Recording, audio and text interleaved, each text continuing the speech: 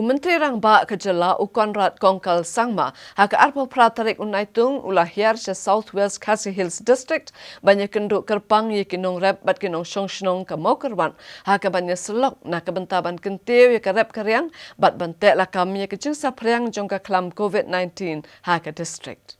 Menteri Rangba Konrad K. Sangma ulai kendu ikinong rap bat kinong songshong ke mau kerwan ha kejialang ke balapan long han activity hall mau kerwan bat ha kini kejialang Menteri Rangba ulah keren halo kejingkta jongka klam COVID-19 ya kejala habarok kiliang kat kom kejing ong jumu ke klam COVID kala kta lut napang nadu kejing im ke sensyar khadar kejing lum khajana jongka sorkar kejing pentrai ke projek baper bat ke sorkar kala mat kejing ke bakrau bha Uloong ke sorkar kam simnala ban penyak sakhamat iki kampen roy ne ban sim thamai kinu ki projek bat wat ki pat baru kilamat ke jing ke bakrau bat ke lahap ban im ke jing im ke bapher ha ke jing dan jong ke jing khangdam ki kam ki jam kila sakut lut ki dukan kila khang bat ke hajar ki nong rap ki do ya ke pisa na mar ke jing khangdam Uloong ke sorkar kat nomla ban penteri kamsa daka khangdam ban te la kam ye ke jing sapriang ka klam namarkan kta ka kamai ka ji bat ya ko yok ka kon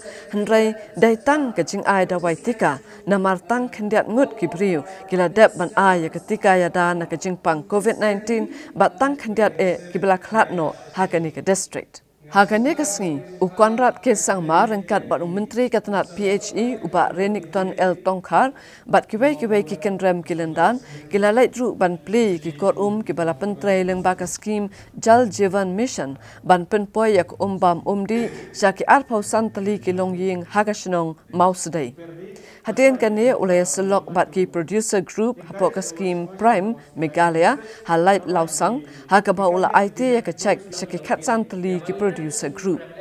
Nalor kani ula pliru ya kejingking ya kijat jengkawa rilang hakasnong jasar gabalate lang baka scheme Mahatma Gandhi National Rural Employment Guarantee Scheme.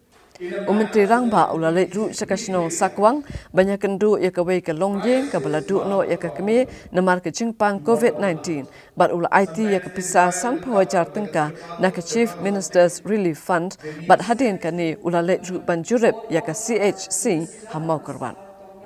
So, price and getting a better price for the products that our farmers make is the goal that we all have. The problem is the production is not enough.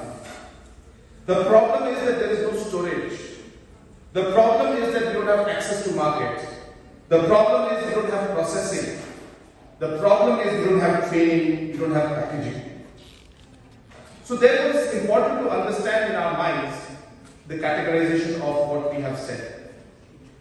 So therefore it's very interesting today that you mentioned about almost all those other problems. So now if you look at the problem of production,